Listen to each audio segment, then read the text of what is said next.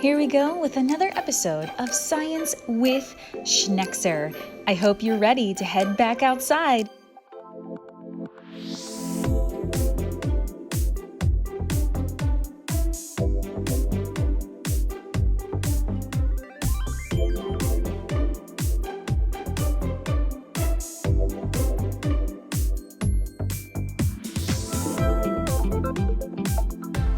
All right, explorers, this week we're going to take a closer look at trees, and more specifically, their bark.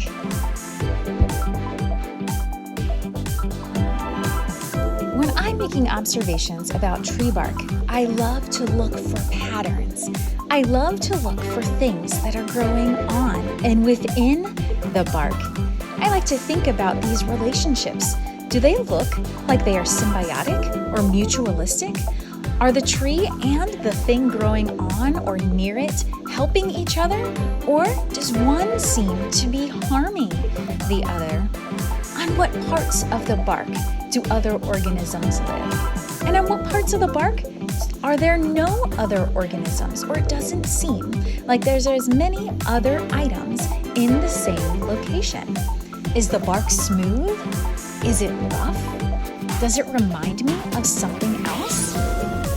A lot of times I also am looking for two trees that seem to be the same type or the same species, but I look for ways that they're different. Take a look at this crepe myrtle. This is tree number 1. Notice the texture of the bark, the colors, and what is living on this particular tree. Now let's take a look at crepe myrtle 2. How is it the same? And how is it different from the first crepe myrtle that we just observed?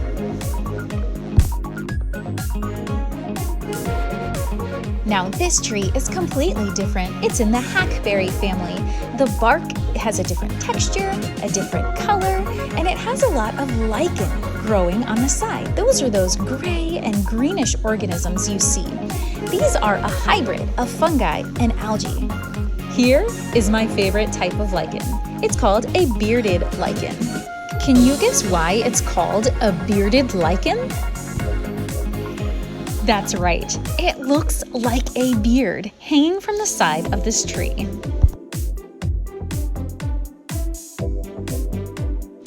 Another great way to investigate bark is by doing what we call a tree rubbing.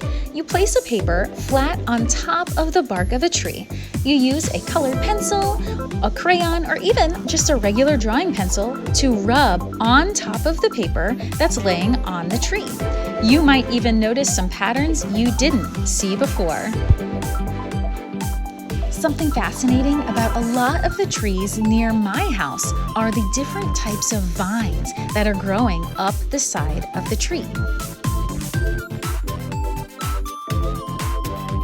All right, explorers, it's time for you to get outside and make observations. What types of trees are near you? What patterns do you see in the bark? What other organisms live on or around the trees near you? There's only one way to find out, explorers. Get outside and get observing.